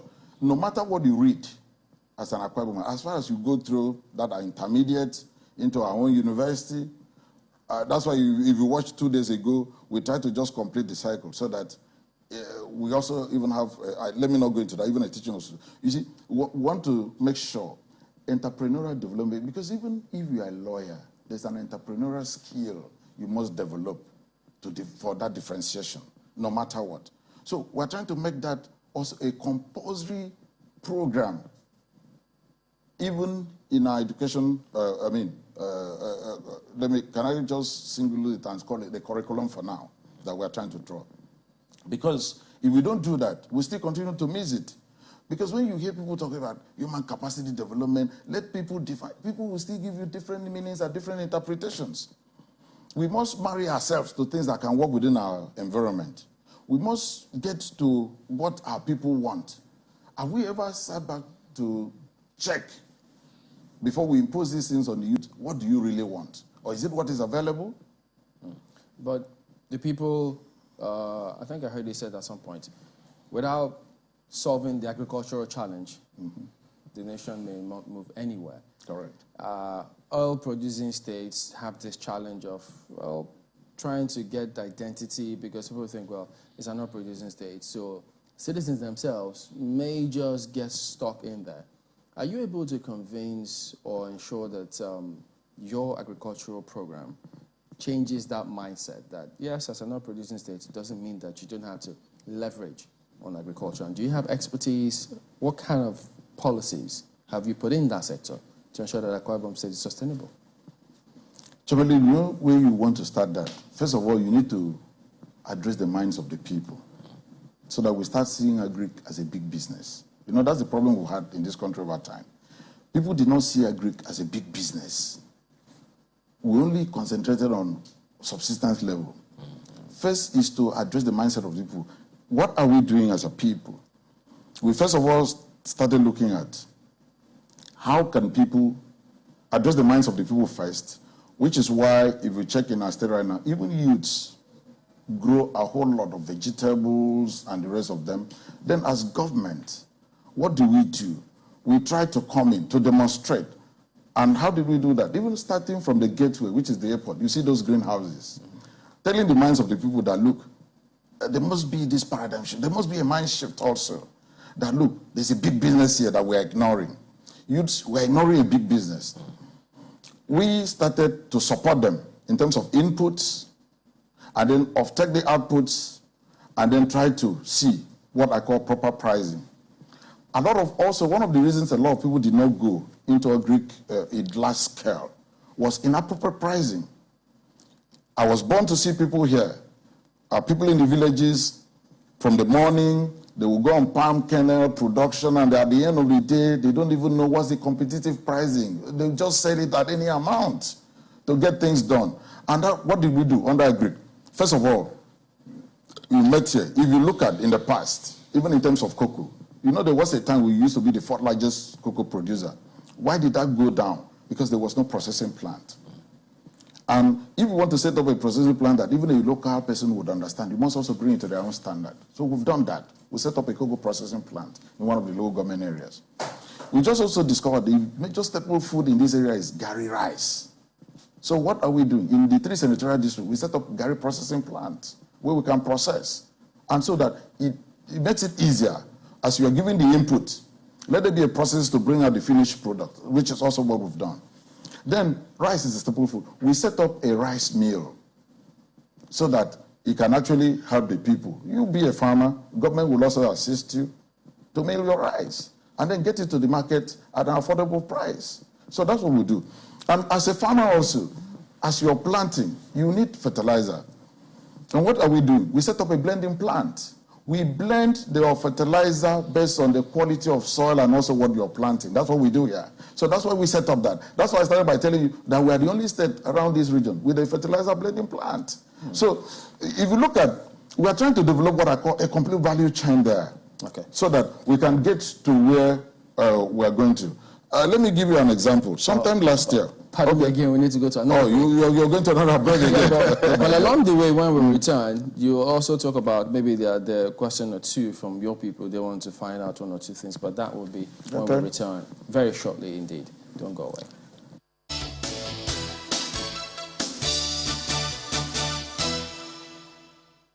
Before now, people were thinking we cannot cultivate onions in Akwa Ibom State. But last year, about August, we did the demonstration once, that is the experimentation. So we planted the onions and harvested. We planted about 4 months ago, and that first sector is mature for harvesting. So the onions is very, very important and necessary. So after the onion sector is the tomato sector. If you notice, we've cultivated about tomatoes in about 7 greenhouses, and these tomatoes we harvest them twice to thrice in a week. We did massive harvesting. We harvested over 200 baskets. So many people came, and even the remaining we are going to harvest. And what we are doing, we do sequentially. There is no time that you will go there without seeing tomatoes. If we will harvest maybe this week, this month, another one will be ready in the following weeks and the following month. Outside the onions and tomatoes, we also have the pepper sector. We plant the bell pepper and also the hot pepper. The bell pepper is the big ones and the hot pepper the small ones. So there is no vegetable that is key that we don't have there. We also have a sector that we cultivate cucumber. And this has really made Akwa Ibom people to learn more. A few days from now, we are going to distribute the seeds, the onion seeds, to farmers that they can raise. If you don't construct roads, you can't evacuate your goods from the community, from the hinterland to the town.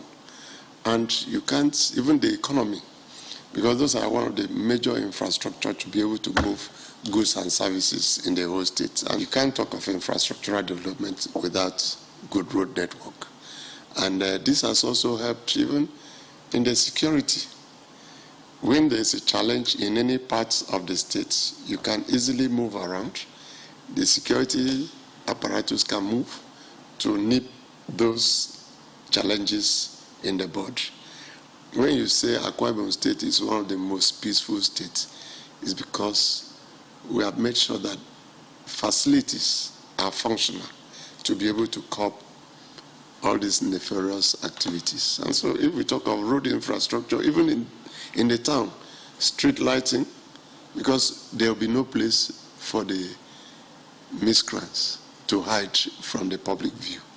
As a matter of fact, anybody that arrives in Akwa Ibom, one of the things that greets them is the quality, the nature of the road network.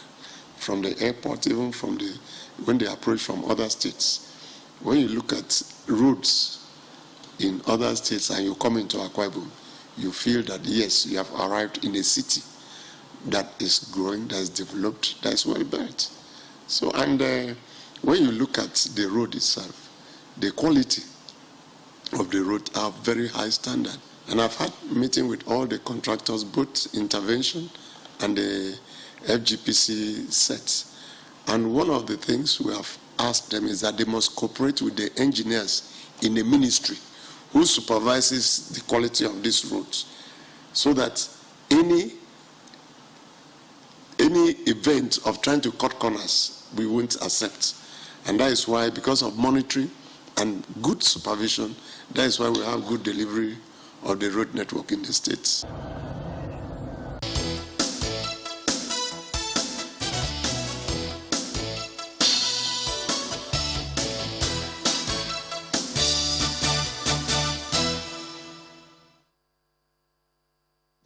Welcome back to Sunrise Daily. Well, Your Excellency, you've talked about several projects of yours, big projects, albeit the ammonia fertilizer plants, deep sea port, the roads.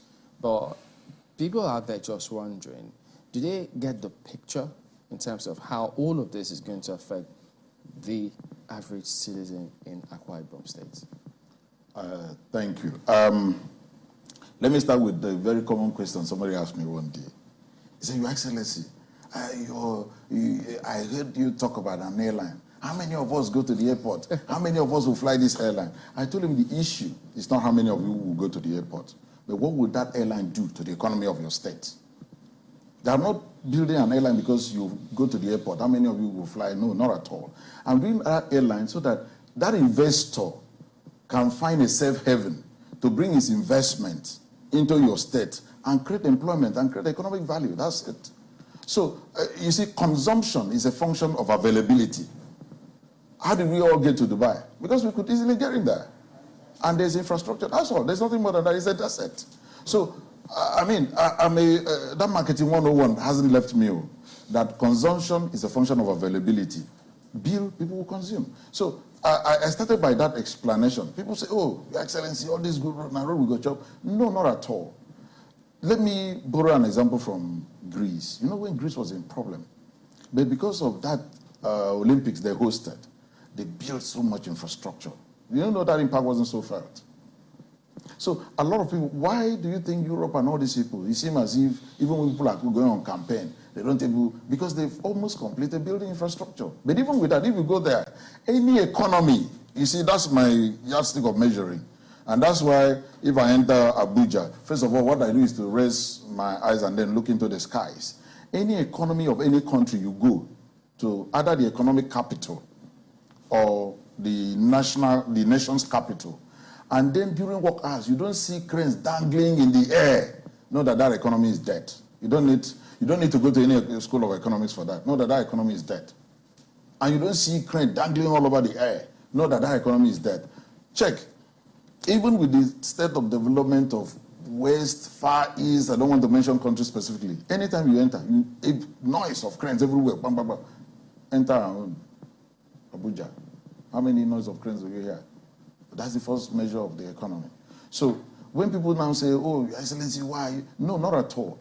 It's to attract investors. It's to attract other economic supporters. It's to attract other economic builders. So that's how people should see it. We build infrastructure to attract, and so many other things. There's also a soft infrastructure, which I won't dwell into that because of the platform we're using. There's also soft infrastructure, which is what I call the enabling environment as government. That people cannot easily measure. But somebody who wants to invest is the person that will know.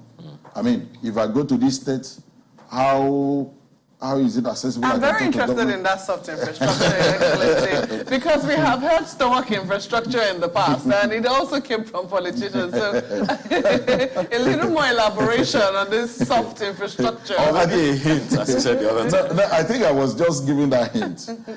Those things you might not easily lay tangible hands on, but they create an enabling environment for business to thrive. Take for example, the community you're operating, the peace in that community, the hospitable nature of the people, and how welcoming are the investors into that community.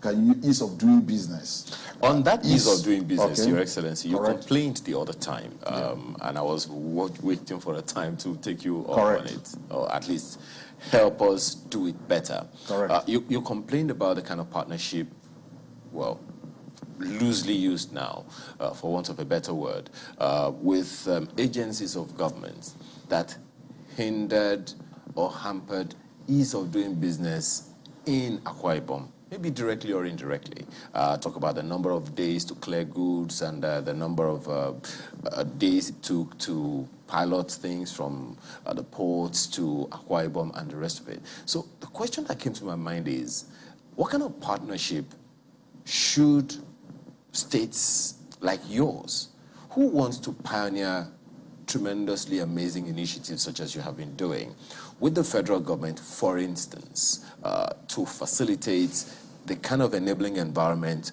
for businesses to come in? Because if you say in the community in Akwa Ibom it's easy to do business, how about the other things that are out of the purview of Akwa Ibom? Let me take you up on that. It shouldn't be partnership between government to government. Why can't we set up a structure that can work? My duty here is to pop out information there. It shouldn't be because I'm a governor, I must call a particular person before I get things done. No, not at all. Let's set up a structure that things can work. And you see, that's why I'm trying to say things here in a proper perspective. That's why it will take a whole lot. I'm trying to put my words right so that I don't get misquoted. It will help us a lot, let me put it that way, as a country. In the next dispensation, in future assessment, to also look at some of these issues, even in our political terrain. I'm trying to speak in parables now. I'm sure you understand what I mean. I'm trying. Because you do. I'm sure you do. You said the other time we need to set up a structure that can work. What are the elements? No, let me say something here. It doesn't even need the consent of the president. It doesn't even need the consent of any minister. For somebody who is on the road, that I have a custom paper, that you gave me genuine custom paper, say from Apapa Tinkan, to allow me access to anywhere in Nigeria, knows that, knowing fully well that those goods were properly cleared and they are genuine custom paper. Why do you need to keep delaying me at every point? You are disrupting my working capital cycle. This is the kind of things I'm talking about. I don't want to go into much details on that. But if you want to say, until I partner, mind you, this is government to government. So what about an ordinary man who cannot partner the same way I could partner? Let's set up something that can work. Let's pass down the basic instruction. I know in most cases the problem is not with the man at the top, because the man at the top might not even know what people do. But let's keep letting people know that you're disrupting somebody's working capital cycle in one point or the other. It could be a little bit frustrating for a common man who cannot have access to call that person. It could be. So, the reason I'm experiencing this is because I'm in this hurdle. And I get to also be involved in the business of governance. There's no aspect, there's no ministry, there's nothing going on in Akwa Ibom that you can wake me up and I will tell you what is happening 100%. I'm hands-on, okay, 100%. So everything we do here, I have full grasp of everything. And I sit on it. This is my full-time job. So I know even when things are moving, which hospital is working. At times, even in the night, I know, which security agency is where and where. I know which doctor is supposed to be where and where and where. People at times wonder, how do you get that done? It's a passion. I'm curious as to what exactly your stance has been and how challenging you found it with security. It is true that generally all over the country, security is a major concern right now. Interestingly though, Akwa Ibom has been relatively quiet. How are you able to, what have you found most challenging about security, especially when you look at what is happening in neighboring states? Marco, you see, we governors have shouted this over and over again. Let me not keep flogging the same issue. You are called the chief security officer. Let's even not go too far. The police commissioner cannot take instructions from you. He takes instruction from his boss. Even the police commissioner in your state, I'm not sure you know that. I hope you know the police commissioner in your state is not even also in charge of the Mopol base in your state. That's under a different commissioner that you might not even know his name. You don't even know where he sits. The Mopol here don't report to the police command here. The Mopol in my state, I have 2 Mopol bases, 26 and 57. Do you know they don't report to my commissioner here? They report to a different commissioner completely and entirely. So, how do you expect me to move freely and execute? You see, and let me also say something in which we need to learn as a country. You see, if you look at the sphere or the trajectory now in terms of security and the rest of them, you can see very well we are moving to where intelligence is supposed to play more than 70% in securing lives and property, honestly. Not those physical something again. Because we are moving. The whole world is moving. So as a governor, do you really control that? You don't. Do you really need to control it? Because in spite of the fact that you don't control it, somehow you have been able to manage. Well, I'm able to manage because I'm blessed. The people they post here, we are able to collaborate, and if I borrow his word, and to partner to get things done. It might also interest you to know that as a governor, we also invest so much in it. I don't want to sound a little bit religious and spiritual. Let's leave that aside, because I know everything security, is about God. But we invest a whole lot in it as well. If you ask our people, they will know, they will tell you what that means. And permit me not to go so specific. Things of security, you don't discuss in details in this platform.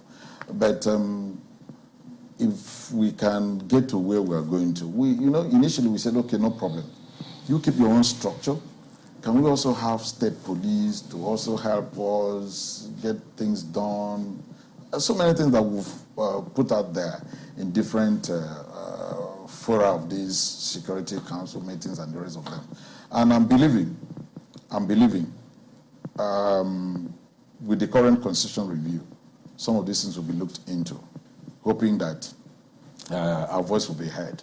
I'm sure the area of security is where we'll come up strong as governors of the South to push on what should be in the Constitution. So I want to conclude that aspect there so that I don't say so much, because things of security, this is not the platform to discuss security. Okay. When you're discussing security, cameras don't point at you at all. Well, we got, they're asking questions now.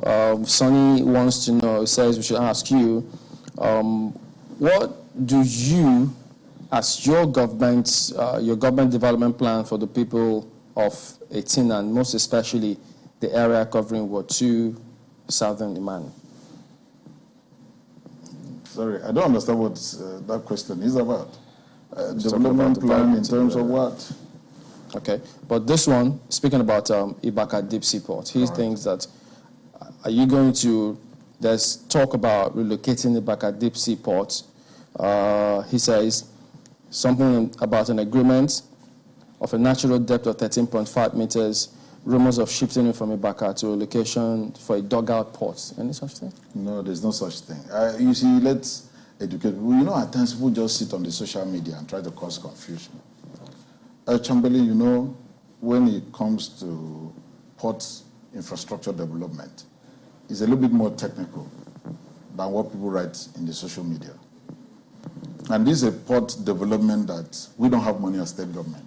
We are trying to bring in investors to also partner with us to get this thing done. And federal government had told us up initially that, look, they are not investing one naira in it. We'll give you approval, source your investors, and come together and then build your deep sea port. I'm sure what that person is saying. You see, we are developing a brand as a state. People don't know it's not only corporate world, that brand. You can see everything we do here is Ibom, Ibom, Ibom. Ibom Agri Corn Rice, Ibom, even our hotel. We changed the name to Ibom Icon, luxury hotels. So we must also have a brand. So that once you are out there, you have a brand. That's number one. So the name, that person writing there, as far as it's from Akwa Ibom, you should know that Ibom has more meaning. So it has nothing to do with the name. But if you're talking about location, people should understand, it's not where the drought is. It's not where they build that raft that is the port. It's not exactly where the ship comes to anchor. It's the port. That's inside the water. The port, what actually is the port is the ancillary activities that follow the port. Which in this case, the person, I'm sure the person will understand what I'm saying. Between Ibaka and Uye is the same location. What the experts are saying that, look, if you put this thing at this point, we'll continue dredging and it will no longer be a deep sea port. Because people should differentiate what is a deep sea port and ordinary port. Because in a deep sea port, you don't go dredging every year, that's number one. And a deep sea port must be able to do a transshipment. In that case, it must carry higher tonnage vessels. Where the particular dredging is talking about, we need constant dredging and so on. So what the technical people are saying, say, look, instead of this point that will give us this problem, if you want us to transship to the rest of the Gulf of Guinea, this is where we want. Okay. But within the same, in fact, less than 2 kilometers from the original point that they cited before. Even when they saw that point, they didn't know there's a whole lot of, silting issues there. But now they said, no, we can't even do this. We can do it at this point. A runway, from beginning to the end of a runway, Ibom runway here, is 3.6 kilometers. So what's 2 kilometers in where a particular drought point is to the other one? I think that person writing that, probably the reason I'm taking time to explain this, in case there are other people also that might not understand this. That's a simple explanation. In fact, some of the information out there was talking about that 3,500 businesses will kick off at Ibom Deep Sea Port by 2023. Correct. Okay, so not supposed to. Supposed to. Why I say supposed to is that projection was working based on the fact that we were to get approval September 2018. Unfortunately, we did not get that approval. September 2018. I don't want to go into details how and why we did not get, but the approval did not come. September 2018. What is the big picture of what you want to achieve with that? The big picture is that, Chamberlain, a country of 200 million people, I just told you what's our working capital cycle. Even right now, with the effort of the Lagos State Governor to clear, you live in Lagos, you used to see trucks all the way from Apapa up to Western Avenue, all the way from Apapa to Oshodi, no movement, gridlock completely. So with that, my 63 days could not even work any longer. So why should the whole country, why should all of us be concentrating in one point? It would just kill businesses. So the southeast, up to the middle belt, to the northeast, is a bigger picture of what this port will serve. That's number one. Then number two, if you look at our partners, look at their throughput in Africa, Nigeria must play a bigger role in this continent. I don't want to say that so much because I'm being listened to by all over the world. It's time we rise and play a bigger role. Some of these smaller, we should be the ones, I remember in those days when we were taking financial businesses to some of these West African countries. Chamberlain, we couldn't get 10 pieces to buy in some of these African countries to set up a head office. We couldn't get furniture off the showroom. We had to come back to Nigeria to get it.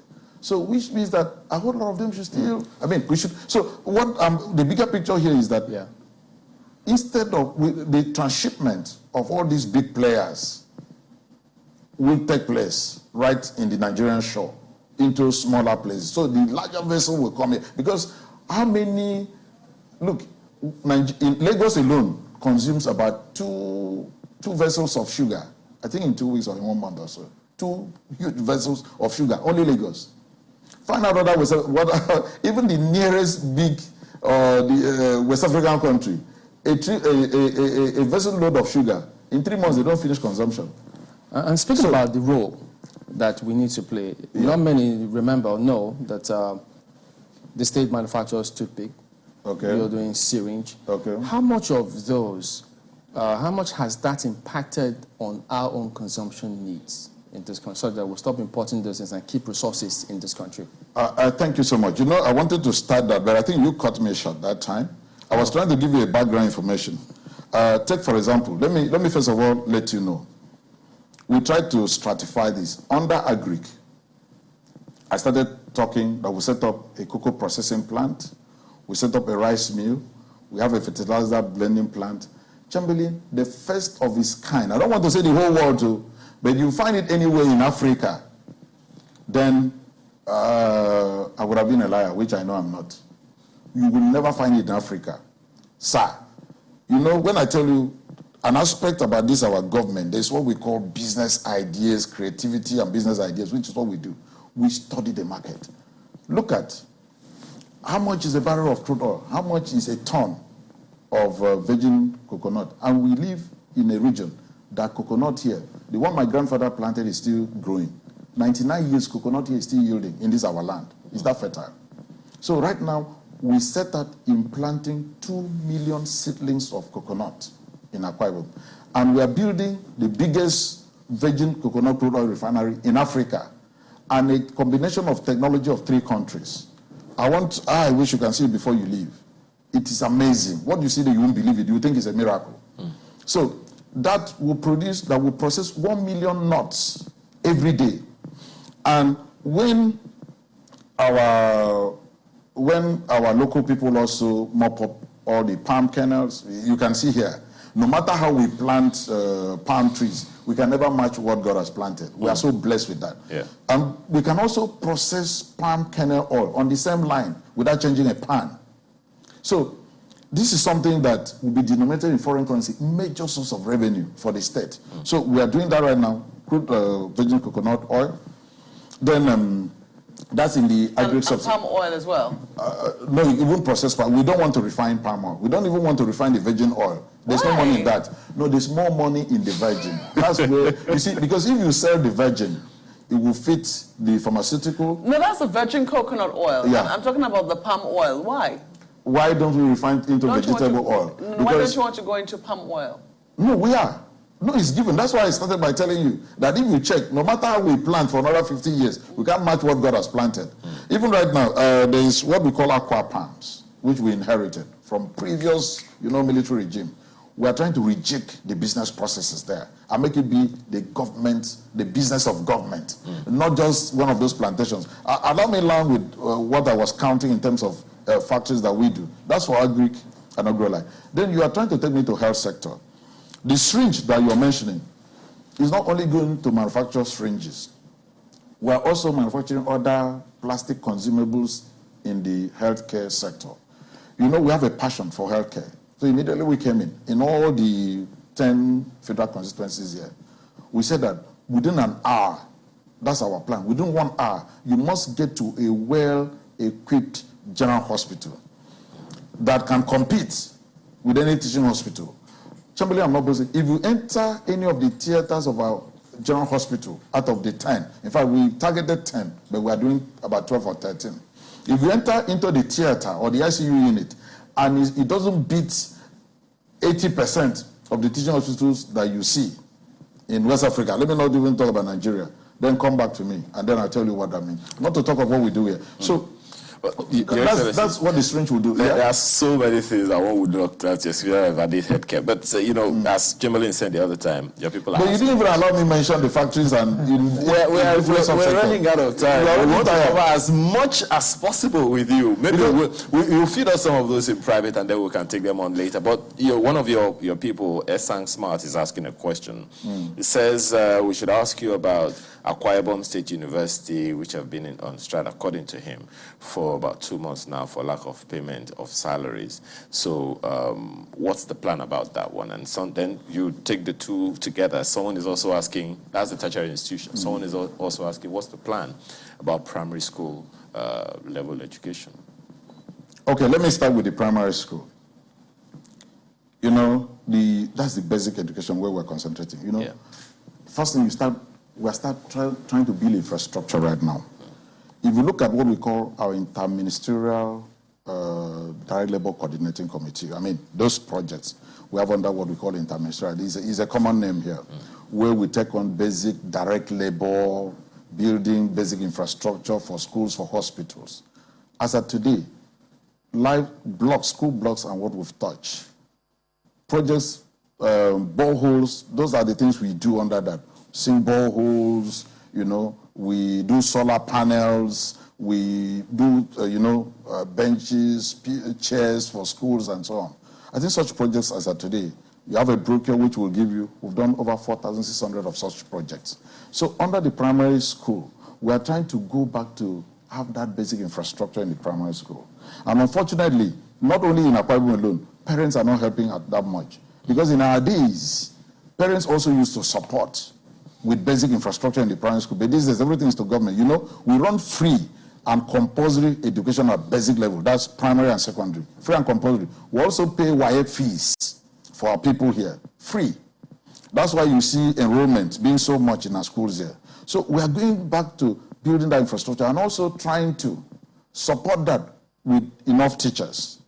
You can see while other people are talking about, no, we are not retrenching at all. Instead, we are recruiting. And we need more teachers. So even right now, we are even recruiting more teachers into the primary school, trying to get this done. And it does not just end there. You see, at times, people don't see the complete value chain. So we are going back now to where are those teachers coming from? Which brings you back now to the issue of College of Education. So we are also starting from there. You know, when you talk the issue of basic education, it's a top-bottom approach. It's not a bottom-top approach. No, not at all. It's a top-bottom approach. You start from where those people are coming from into down here. But at the same time, a whole lot of things could be done simultaneously, which is why I'm telling you, building basic infrastructure, classroom blocks, convenient classrooms, and I'm sure if you go around to even schools here in Uyo, primary schools, secondary schools, fenced round in terms of security, trying to create that environment for them, then look at the teachers, and then look at, as of today, you need to know the quantity of books that we've ordered for basic education. The first shipment is not less than 300,000 copies of those books that will be coming in. So a whole lot to talk about, but you keep saying you are short of time. You can just give me a little more time to just discuss some of this. Because even when I was mentioning some of those, you didn't even allow me finish from agri. You took me to healthcare. Under the agri, I wanted to tell you that we have the finest flour here. You might not know. Let me tell this so that, but we have the finest flour here, King's Flour Mill. It is the most digitized flour mill in Nigeria. Quote me anywhere. That one, I'm ready to defend it until I take you around. If you have time, if you don't see some of these things, you won't believe it. Forget what you read in the social media. What we are putting on ground here is proper economic value. Unfortunately, the impact might not be felt overnight. Then look at all we are doing, even in terms of oil and gas development. The petrochemicals, we are partnering with people, the methanol plant, the fertilizer plant, the ammonia plant. These are things that cannot come up overnight. Yeah, but somebody must start it somewhere. So we are doing all these things simultaneously to build a very strong and viral economy and build a Akwa of the future. I was just trying to talk to you during break time that you look at even the quality of what we put on ground. It's not about today. We are putting quality about tomorrow. So, but unfortunately, you're already concluding. You never allow me to touch on so many other subsectors. This is equally important because, I mean, you spoke about leadership. You talked about largely what you've done. You came from the private sector into politics. There are many out there who are watching. Many will tell them that, look, they can't come into politics because they say politics is dirty or the way it's done is dirty, and as a result of that, we're stuck with whatever we're faced with.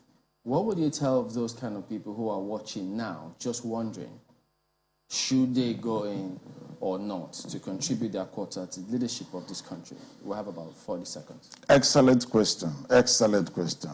My advice, let good people come into politics. Because at the end of the day, you sit in your office.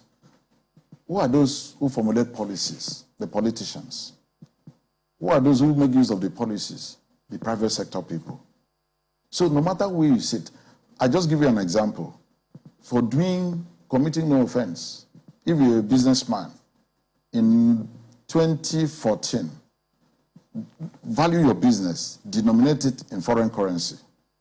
Today, without committing any error, value the same business, denominate it in the same currency you did in 2014. And compare, look at the value you've lost. So what that means is all hands must be on deck. Even God himself, Chamberlain, when God wanted to redeem man, he had to come himself in the form of man to redeem man. So if you sit back and say, I'm a businessman, murky water, so look at the way they are talking about Emmanuel, they are writing all kinds of things, they are smear campaign and so on, we'll still be where we were. The business of governance is for those that have the proper capacity to do it. You can imagine the way we are. Since I started, I've not talked about politics. I'm talking about development and people. And you've not even given me time to take you through the economic foundation that we are putting for our people that will begin to mature into the future and lead the people into the next generation. You see, what you're saying here right now, I know people will be sending you text message. Ask that person, if right from the creation of Akwa Ibom, 30-something years ago, we were putting the number of industries Emmanuel is putting. By now, this would have been a hub for employment. Because this government alone, we are still counting. We've done not less than 16, and we're still counting. And now we're going to Smiths. Let me come on that one. We're going to processing. Most of these agri products we are talking about, you can see we are processing right now. Chamberlain, do you know we are the only state now in this continent where we're using bamboo. You know bamboo that God has given us. Go to Niger Delta, bamboo everywhere. We're using it to manufacture toilet rolls. We need to wrap it up. So there are a whole lot of things we're doing. So you've not given me time to tell you. I'm sure we'll work out something else. And I don't know which other platform you give me, so I'll let you go today. We'll work out I'll let you go today. But you see, when you're talking to a professional in politics, it's different from when you're talking to a professional politician. Okay, fine place to let it go, Your Excellency. We've been speaking with His Excellency Emmanuel, Governor of Akwa Ibom State. And Sunrise Daily came to you live from Akwa Ibom State. So on behalf of all of us, thank you for watching. Goodbye.